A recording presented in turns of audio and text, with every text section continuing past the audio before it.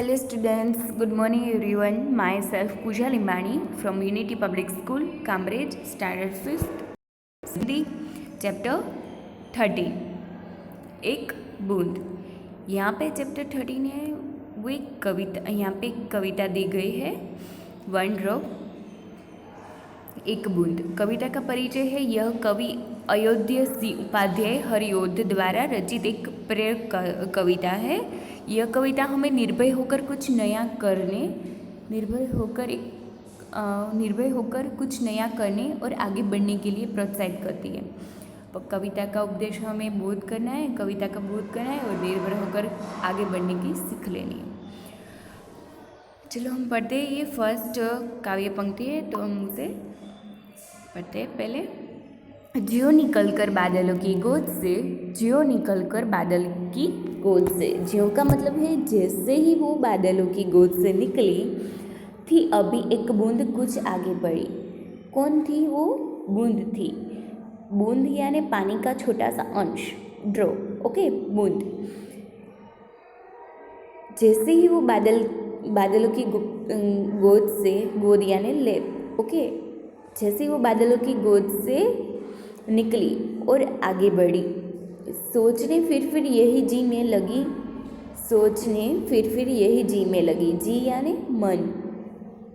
हम कहते हैं हमारा जी घबरा रहा है, ऐसे। तो जी को क्या कहते हैं हम? मन। जी का मतलब है मन। तो सोचने फिर यही मन में लगी, यानी वो बार बार वही सोचने लगी। आह, क्यों घर छोड़कर मैं यूँ कटी। आह क्या है? वो दुख सूचक शब्द है। जैसे हमें दुख लगता है तो हम कैसे कहते हैं? आह। वैसे दुख सूचक शब्द है। हमें कोई चोट आती है तो हम क्या कहते हैं? आह, ऐसे करते हैं ना, तो ये दुख सूचक शब्द है।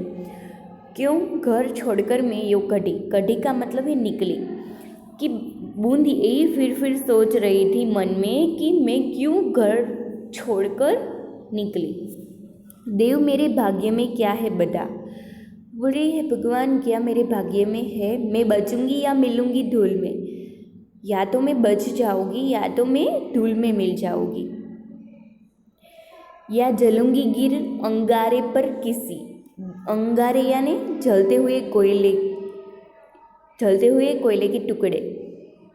तो वो बोले कि या तो मैं जलूंगी या तो मैं अंगारे, कोयले के टुकड़े के ऊपर गिर पड़ूंगी और जलूंगी।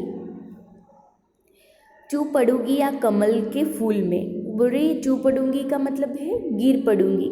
गिर पड़ूंगी या तो मैं कमल के फूल में। बह गई उस काल ऐसी हवा कि इस युग की, इस समय की ये हवा आई और मैं उसके साथ बह गई। ओके, इस युग की, इस समय की हवा के साथ मैं बह गई। वह समुद्र और आई अनमनी। और वहाँ पे समुद्र, अनमनी यानी बेचैन होना।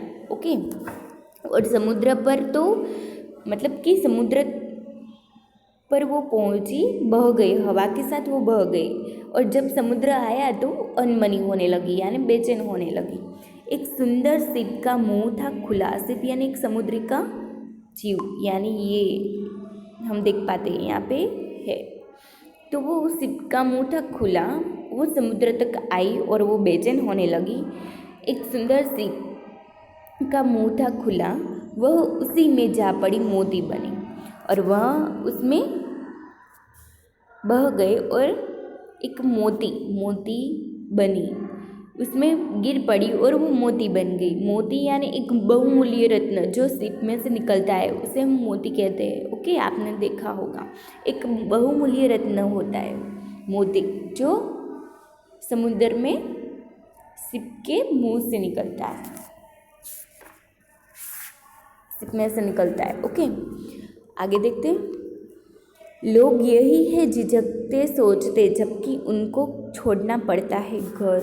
कि लोग भी यही संकोच करते हैं, झिझकते हैं और संकोच करते हैं कि हमें घर छोड़ना पड़ता है। जब हम घर छोड़ते हैं तो लोग यही सोचते हैं और झिझकते हैं कि हमने घर क्यों छोड़ा, किंतु घर का छोड़ना अक्सर उन्हें बूंद लो कुछ और ही देता है कर, कि बूंद जैसे ही बूंद के समान ही कुछ और ही कर देता है। कि लोग जब people just hesitate and tapped in when leaving home, when they move out, but moving out home often from them a transformation like the drop bring out। कि लोग जैसे पीपल यही समझते हैं, मतलब झिझकते हैं, संकोच करते हैं कि हमें घर छोड़ना पड़ता है, किंतु घर का छोड़ना अक्सर उन्हें ये बूंद की तरह ही कुछ और ही कर देता है।